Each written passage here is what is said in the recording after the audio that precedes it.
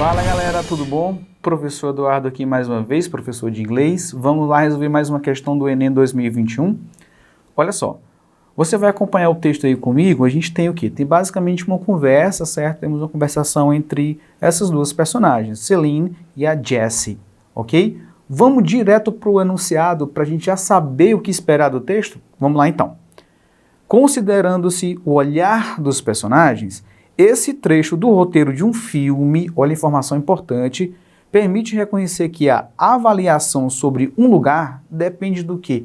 Ah, professor, depende de muita coisa. Mas vamos no texto para a gente entender do que depende, certo? Então a gente vai ver que elas estão falando sobre o continente europeu e o continente americano, a diferença cultural entre eles, certo?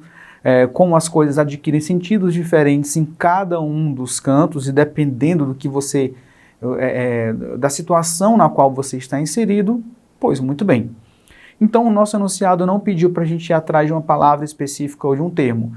Então aqui é ler para contextualizar. Então vamos dar uma olhada nas alternativas. Alternativa A.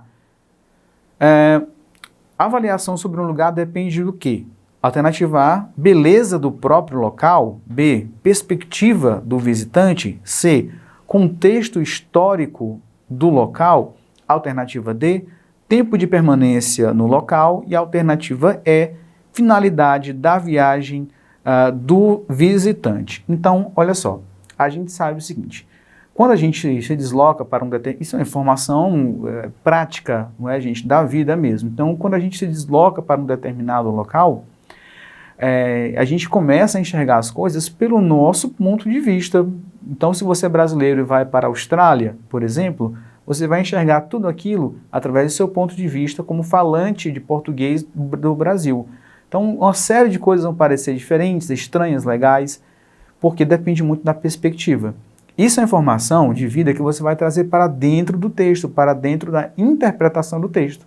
Então, com essa informação em mente, inclusive isso aparece no próprio texto, a gente consegue entender agora qual é a alternativa correta. Alternativa A, depende da beleza do próprio local, então quer dizer que um local que não pode ser belo para um e não pode ser belo para outro, vai deixar de ser belo?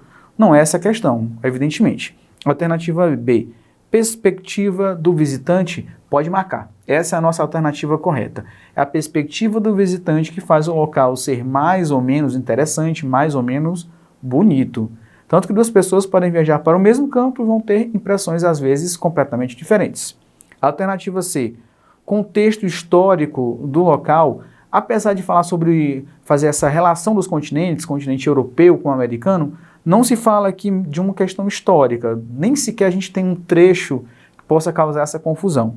A alternativa D, tempo de permanência no local, apesar de a gente saber que o tempo de permanência altera também a nossa percepção, mas não é sobre isso que o texto fala, então você não marcaria ela.